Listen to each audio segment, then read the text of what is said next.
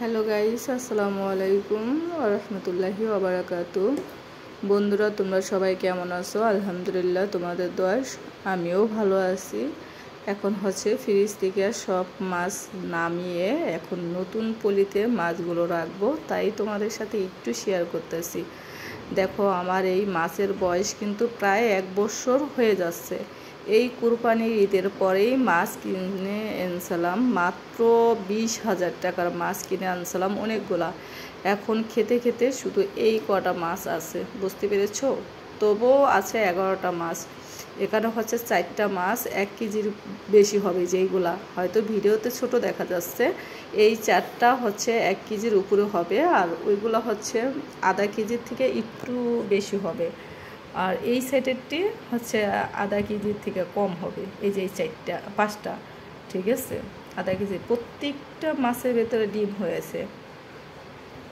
তো তোমাদের সাথে শেয়ার করলাম আমার ফ্রিজের ইলিশ মাছ নিয়ে কেমন হয়েছে। এবং তোমাদের, আমি জানি এমন কেউ নাই যে ইলিশ মাছ পছন্দ করে না, বা হাতে গোনার ভিতরে 2-1 এই ইলিশ মাছ পছন্দ করে না। তবে আমার খুব পছন্দ, তাই আমার পছন্দের মাছগুলো তোমাদের সাথে শেয়ার করতেছি। এবং এই যে দেখো, পলিগুলো চেঞ্জ করছি। ওই দিন তোমাদের বলছিলাম যে আমার ইলিশ মাছের কথা, তাই আজকে শেয়ার করলাম। অবশ্য সব বের করি নাই, তারপরে এইগুলো যে আমি বের করে বড়গুলো রেখে আজকে একটা মাছ ভুনা করব, তাই আর কি মাছগুলো নামালাম, ঠিক আছে। তো আমি তোমাদের মতো এত সুন্দর করে কথা বলতে পারি না, কণ্ঠ তেমন একটা ভালো না, তবুও চেষ্টা করি তোমাদের মাঝে ভালো কিছু তুলে ধরার জন্য বা ভালো কিছু উপস্থাপনা করার জন্য। তবে তোমরা এরকমভাবে সবসময় আমাকে সাপোর্ট করো, পাশে থেকো। ইনশাল্লাহ আমাকেও তোমরা পাশে পাবা।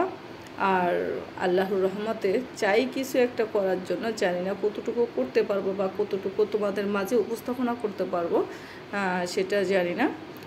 তবে আরেকটা কথা বলি, আমি কিন্তু অতটা গুছিয়ে কথা বলতে পারি না, বাট কিভাবে যে কথাগুলো প্রেজেন্ট করতে হয় ওগুলো আমার জানা নাই।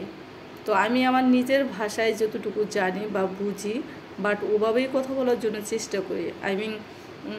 মানে কী যে বলবো আমি সেটাই খুঁজে পাচ্ছি না। তোমরা হয়তো বলতে পারো কথা বলতে পারে না, আবার একটা ভিডিও করতেছে বা নিজের লাইফ সম্পর্কে কিছু বলছে, ঠিক আছে। তো আমি তোমাদের এরকমভাবে বারবার ঘুরাইয়া দেখাচ্ছি এই কারণেই যে তোমরা যাতে ভালো করে ধরতে পারো। হ্যাঁ, আরেকটা কথা যে আমি রিয়েল ক্যামেরা দিয়ে এইসব করে রেখে এই জন্য মাছগুলো দেখতে বেশি একটা দেখাচ্ছে না। তো আর আমারও তো নিজের যে যেরকম দেখো হাত পাও যতটা কালো, বাট আমি কিন্তু অত কালো না। কারণ তোমরা এটাই বুঝতে পারছো যে আমি রিয়েল ক্যামেরাটা করি, তোমাদের বোঝানোর কোনো প্রয়োজন নাই।